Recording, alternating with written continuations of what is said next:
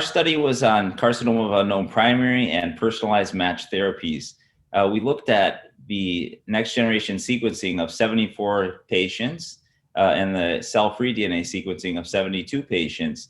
And from there, we looked at the median number of alterations in NGS, which was 4, and in cfDNA, which was 2, and the ranges were 0 to 25 and 0 to 9. From there, we also looked at PDL1 staining, microsatellite instability, and TMB for select cases. And then we calculated a matching score where we looked at the number of targeted deleterious genomic alterations and divided that by the total number of alterations found on the NGS report.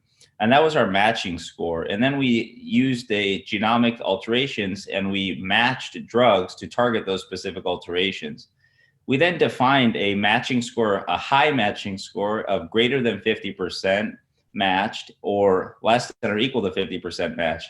And from that, we found that patients with a high matching score had a significantly longer progression-free survival, a trend towards a significantly longer overall survival, and a higher disease control rate, where we define that as stable disease for greater than or equal to 6 months, plus a partial or complete response.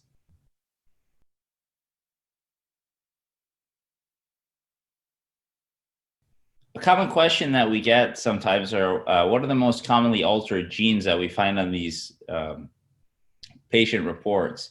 And what we see is that in NGS, TP53 is found in over 50% of cases, with the next most highly mutated genes of CDKN2A and KRAS. And then from cell-free DNA, TP53 was almost 2/3 of the time mutated, and then KRAS and PIK3CA were the next most commonly mutated cases.